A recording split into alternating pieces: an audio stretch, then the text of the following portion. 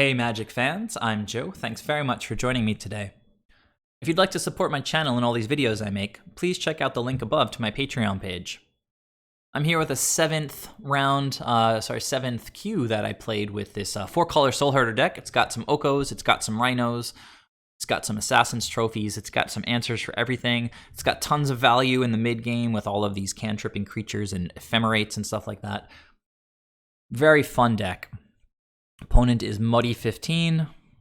They're on the play. This is a lovely hand. Hey, Bloodstained Mire. Oh man, it's probably Burn with Basic Mountain, and it's like the first time we haven't had any fetch lands or shock lands, so hopefully our life total is staying pretty high. All right, well, a couple fetch lands. Unfortunately, we're going to have to actually discard here. Ugh. So these are the hands that we're going to have a hard time dealing with. I think these are hands that everybody has a hard time dealing with. Lots of repeatable damage with their creatures.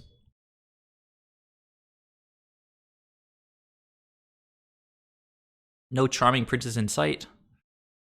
What was revealed? Ephemerate. Well, that's pretty slow in this spot. All right, opponent cracks Arid Mesa. They go for light up the stage for 2 more cards, and I'm going to say nay to that. I'm going to pitch that Coiling Oracle.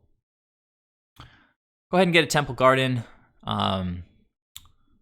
Wait until their attack step to flash in this Coatl. No Death Touch, unfortunately. Oh, and the opponent missed their attack step.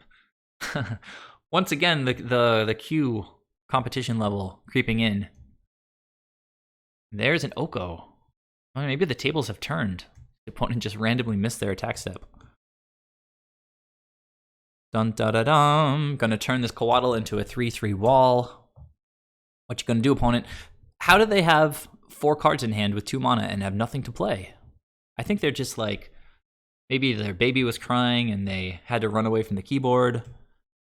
All right, so now, what's going on here? Oh, we have to wait for these triggers to resolve. So what did we see?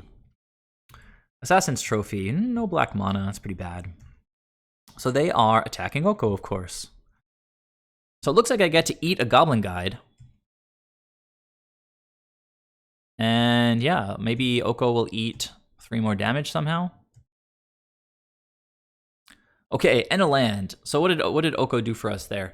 Apparently, I don't know, something shook the opponent up and they just missed an attack. Then I played Oko, and now they're attacking it. So I got to eat a Goblin Guide with a 3/3 Icefang Coatl. They blow up a land with Shard Volley to finish him off. That is a huge relocation or whatever of resources there. So what's going on here? I guess I can Eternal Witness and get back Oko. Alternatively, I could, of course, just play Icefang Coatl into Hierarch. But Eternal Witness is a good blocker.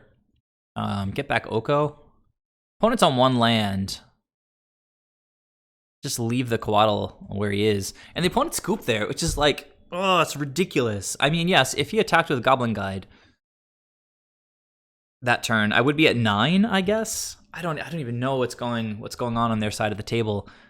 Like, Oko freaks people out so much that they need, when they're stuck on 2 lands, that they like sack a land to kill Oko.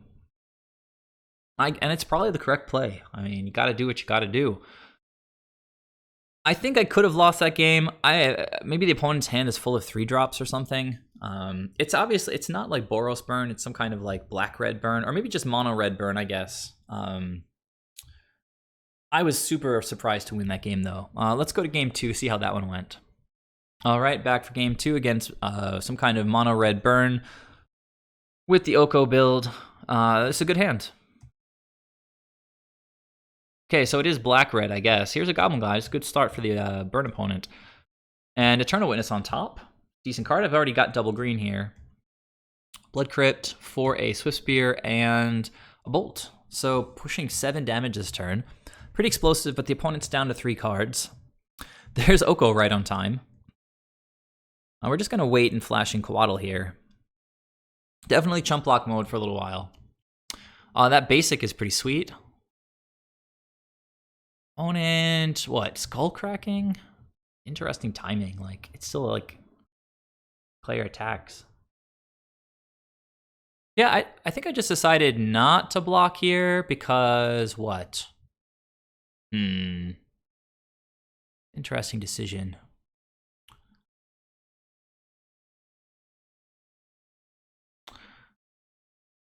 Yeah, I don't know. I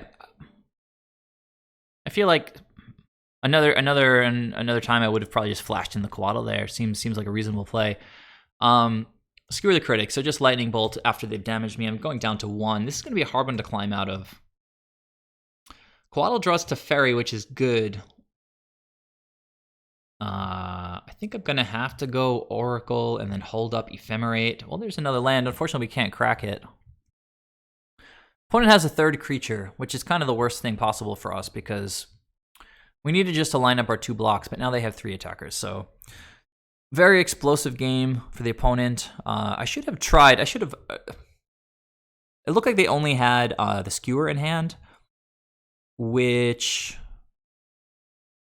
I guess they cast Skullcrack, but they could have hard cast Skewer. Like if I flashed in Coatl, no, because they cast Skullcrack first, it was still attacks. I could have flashed in the Coatl, just chump blocked, taken less damage. Yeah, a slight misstep by me, and it probably lost me the game. It was going to be difficult either way. Next turn, though, I could have had 5 mana, make a food, and eat it. Which might have been enough. Yeah, pretty close margins there. Let's go to game 3, see if that went any better. All right, back for game 3 against Burn. This is the 7th match I've played with the Siege Rhino Oko version, and yeah, this is ridiculously good. Ridiculously good. Hierarch turn 1. Even if they get rid of it, I've got Coatl on turn 2. We got basics in hand, so not a lot of life loss from our lands. Okay, Swift Spear. That's not gonna prevent Oko on turn 2. Oh my god, Charming Prince gonna gain more life, and we've got a turn 3 Siege Rhino. Good luck, opponent. So I think they're getting in at my face. They did some math. It took a little while before that attack. Bloodstained Mire and what? Skewer. Skewer's going at Oko. All right, so 2 spells out of the opponent's hand. Oko down. That's fine. We've still got a lot of life gain. Gigantic creatures. Oh my god.